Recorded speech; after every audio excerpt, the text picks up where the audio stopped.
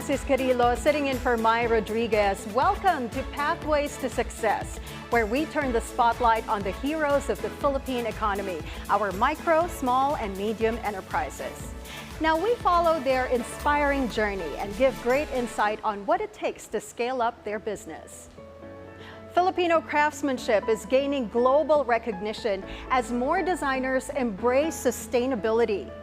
From eco-friendly bags to handcrafted furniture, the Philippines is becoming a hub for sustainable design.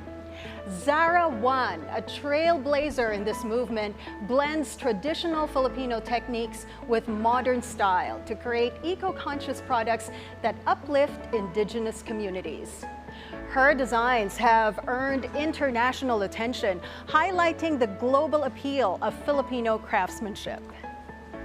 And today, we are excited to learn from the designer herself. Let's all welcome Zarah Juan. Zarah, welcome to the show. Hello, Anne. Thank you for having me. It's an honor to be here. No, thank you. We really appreciate you being here with the storm and all, braving the storm, and then coming here to the studio just to join the show. Now, Zarah, your brand showcases very unique Filipino design in your bags, shoes, accessories. But before we delve into that, before becoming a renowned designer, you worked as a flight attendant. Yes. Yes. Okay, tell us about that time in your career. Oh, it was a wonderful time because it was a time where I was exploring and discovering new things. And during that time, I discovered the use of eco bags in Japan. In Japan? In Japan. Okay. And I remember it was around 2005 when the Philippines wasn't even aware of it or wasn't even using eco bags.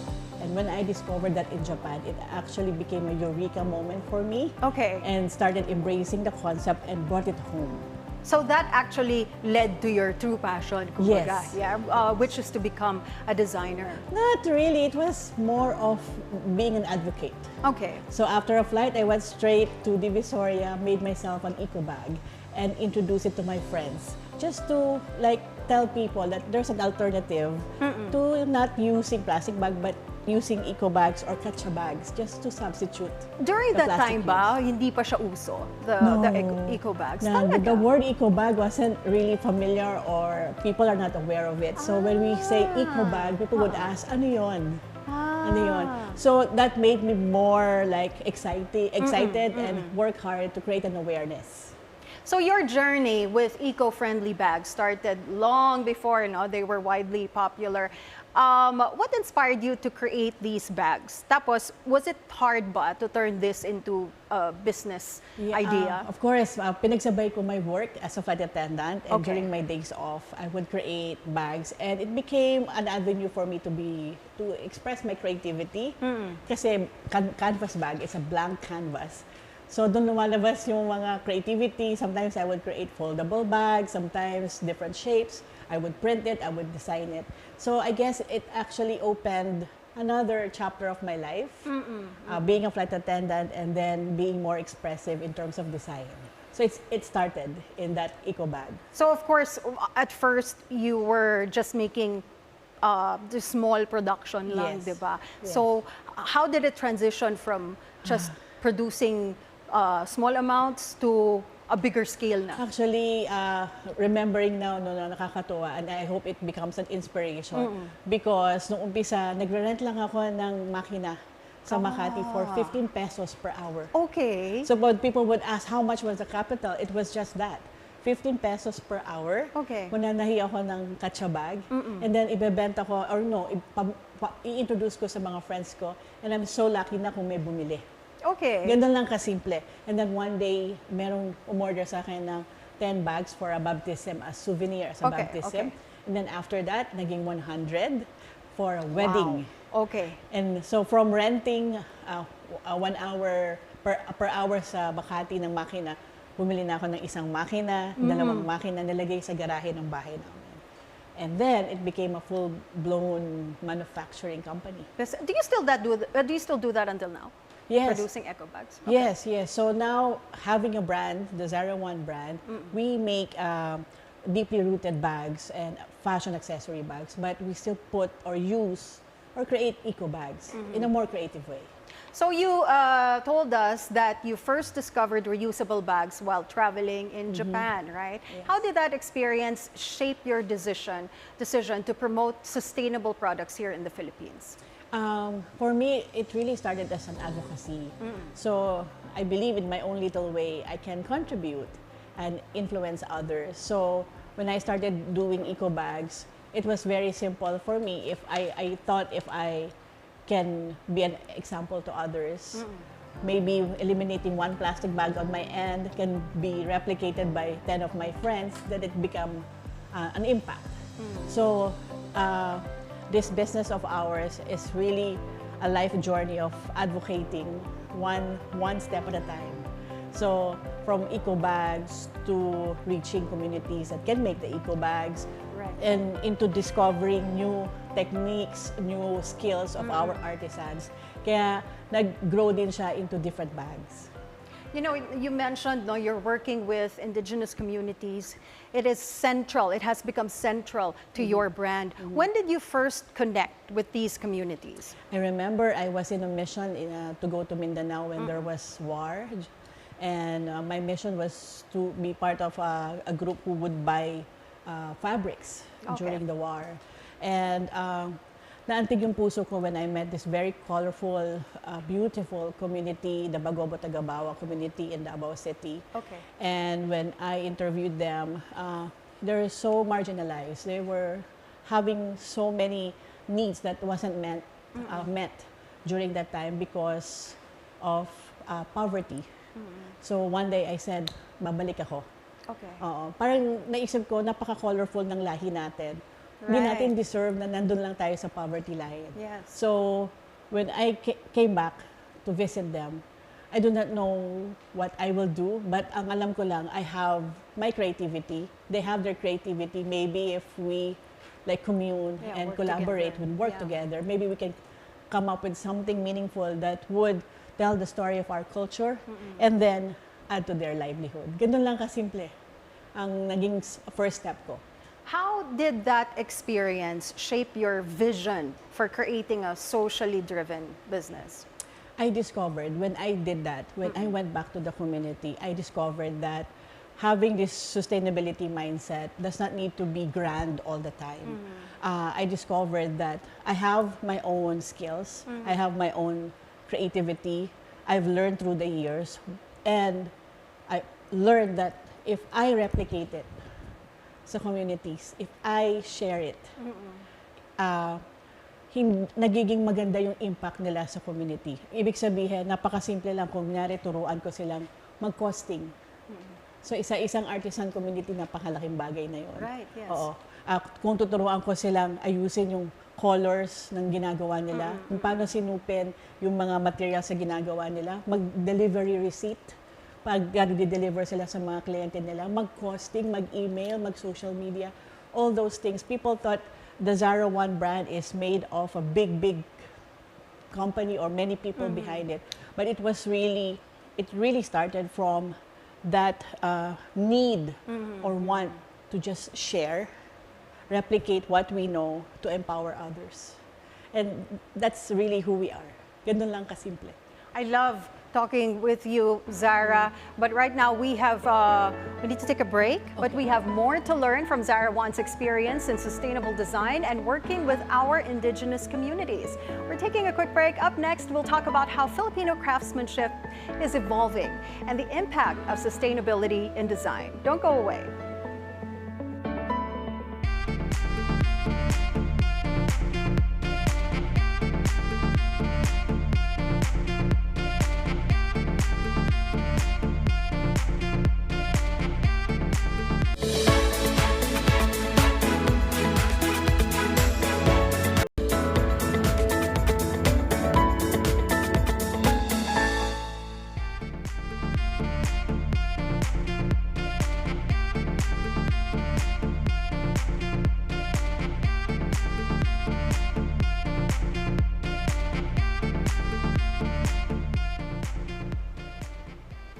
Welcome back to Pathways to Success. We are still with designer Zarah Juan to talk about more of her designs and commitment to sustainability.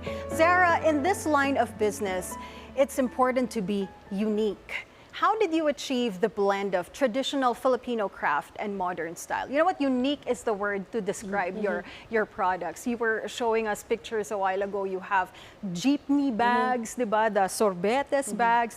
These are unique and so creative. So how do you, blend that? I'm so glad that you mentioned the word unique. So it means our culture, us Filipinos, we're very unique because my designs are deeply rooted in our culture. Yes. So lahat ng kinalakihan ko, yun na naging strength ko, my hugot when it comes to designing. Okay, so I always go back to where I came from. I always come from a place of gratitude.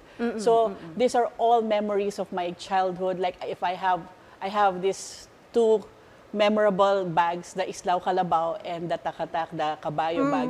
And these are my ode to my grandparents. The Islaw for my lolo who's a farmer, who was a farmer, and my lola who would give us paper mache toys na kabayo para magsimba lang kami. And so they're gone now. So to honor them, I created these two bags. So nostalgic, Nostalgic no? Yung mga siya. designs, yes. And also, in Bulacan, everybody calls the Kalabaw Islaw. Islaw Kalabaw. So it's also part of our culture. And ganyan ako nagdi-design. Do you take time to study the raw materials and ways of using them? And what inspires you to combine these elements? Definitely. I study the community, their skills. So I'm in a way, I'm a different kind of designer. I don't start with sketches, but I identify communities according to their needs. So most of them would say, Ma'am, wala kaming ginagawa, Ma'am, kailangan namin ng work. So kung sino yung mas nangangailangan, I think of them, and in my head, I put them together, and then I go to my drawing board and say, okay, we can create this bag because the Tiboli needs this one, they have this one, I put them together. And it's a collaboration now. So kung successful yung bag, lahat sila may trabaho. Right. So wala kang makikitang bag ng Zarah Juan na nag-iisa lang ang gumagawa. It should always be a collaborative effort among artisan communities. Okay. Now that we mentioned, studying the raw materials and everything, people have been asking you if you studied fashion design. Yes, right? Yes, yeah. So let's talk about yung background mo. It's funny when I came in the industry, the fashion industry, people would ask, saan ka naggaling? Saan ka nag-aral ng fashion school? Ang sagot dyan ay sa sari-sari store ng nanay ko. Yes. Doon ako natutong mag-design because panganay ako and nabigay sa akin yung responsibility to take care of that store. So now that I'm here, natutuwa ako sa experience na yun, but before, parang unfair kasi panganay ako, naglalaro yung mga kalaro ko, mga kapatid ko, ako yung naka-stuck inside the store.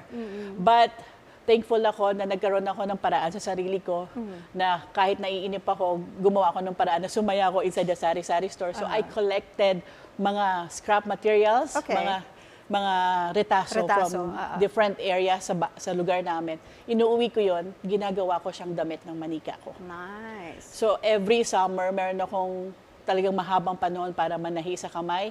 Iba-ibang season ng damit ang nagagawa ko for my doll. Minsan merong wedding, may Santa Cruzan, Flores de Mayo, may uniform. So that actually gave me the head start. Okay. So yung design, galing doon. Okay. And at the same time, yung business side of it, yung sa tindahan. Nanunukli ka, nag-i-inventory ka, nagbibilang ka ng binayad at i-report ko sa nanay ko kung magkano benta namin sa isang araw. It all started there. So doon nag-start yung training mo, and you were so young and you were already doing sustainable or producing sustainable clothes, right? So sustainability is a big part of what you do, but is it also profitable for a business? You know, what we are now is a social enterprise. So we follow the 3 Ps. People, planet, and profitability. Okay. We believe that a company should be profitable so that we can support the people and the planet. Right. So definitely, we are a profitable company. Thank you, Lord. And with the help of the many communities that we work with and our advocates, our one tribe who supports us, na talagang bumibili ng mga bags namin. Yeah. Zarah, tell us about your designs naman and how they make a positive and lasting impact on the environment. No, we make sure na Kaya kasama yung people and planet. When we visit a community, not all communities, they do like sustainable practices. Kahit ba local artisans sila, sometimes we see na merong mga improvement na pwedeng gawin or meron kami pwedeng i-interject or infuse. Like for example, kung mga weavers natin, may mga sinulid sila at may mga cones ng sinulid, these are all plastics. Okay. And then, usually saan napupunta yon? It's either sinusunog nila yon para panggatong sa pagluto nila, which is harmful to their health, or tinatapon sa ilog. So, ang ginawa namin, wag na natin gawin niya, wag natapon sa ilog, wag niyo sunugin, ibalik natin sa gumagawa ng sinulid para makatipid kayo ng 10 pesos. Parang recycle. We recycle it or paikutin lang natin. No? So yung mga ganong mga simpleng bagay na nakita namin sa community, make it sustainable yung paggawa ng mga iba't ibang artisan communities or yung mga nagka-carve ng kahoy.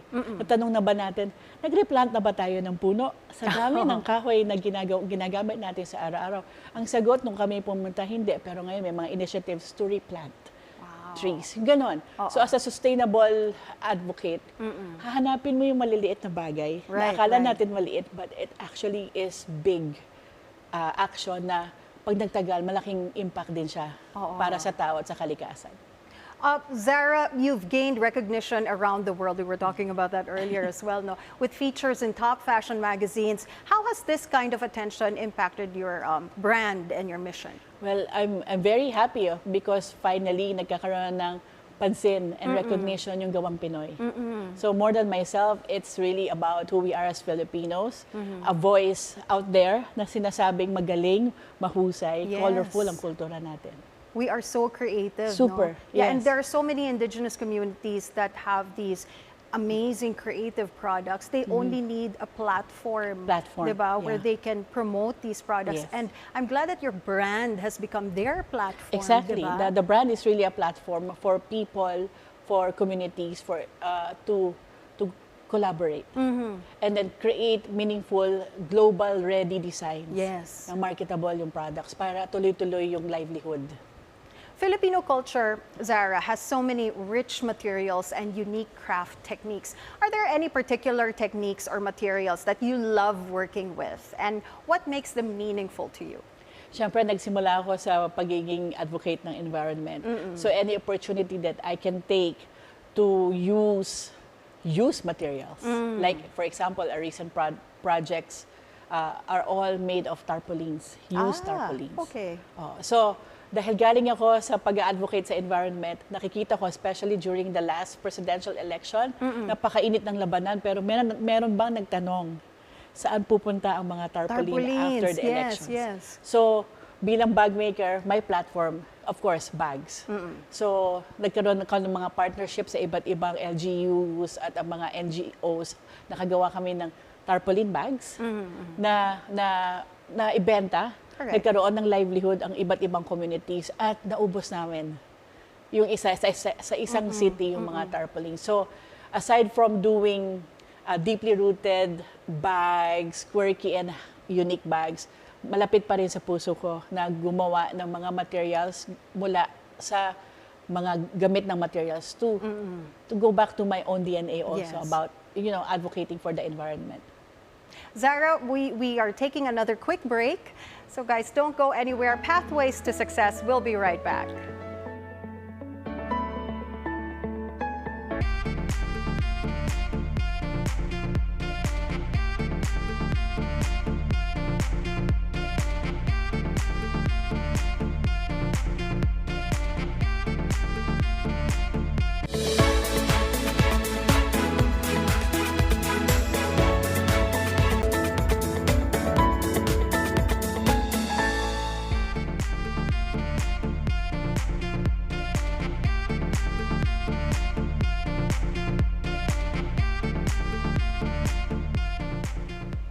Good morning and welcome back. Inflation remains the top national concern of Filipinos, according to a survey by the Octa Research Group.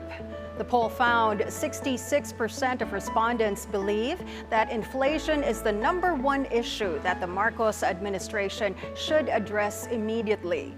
This was followed by improving wages or workers' salaries, access to affordable food, and creating more jobs. Filipinos were least concerned about changing the Constitution and reducing electricity charges. The survey was conducted from August 28th to September 2nd. Now back to our guest, we're still with Zarah Juan, sharing with us her business insights on the future of sustainable design and advice for aspiring designers. Zarah, what is your advice to aspiring designers who want to create a business with social and environmental impact? Like the title of the show, Pathways to Success, I'd like to say na start with an ambition, with a dream. So once you have that dream, tuloy-tuloy na siya. Kasama sa dream na yan at pangarap na yan is hard work, devotion. You have to do everything and anything under the sun to follow that dream. Get yourself good mentors, surround yourself with good people that would help you with the business. And always learn how to pay it forward. Right. And Always. Resilience also, Yes, no? yes, definitely. If you love what you're doing, resilience will follow. Right. Yeah. Zarah, how do you see Filipino craftsmanship and design evolving in the next few years, especially as more brands embrace sustainability? Oh, I see that our designs will be one of the global leaders when it comes to design. I mean, people, when we go abroad, they are actually starting to notice, appreciate, and really buy our products.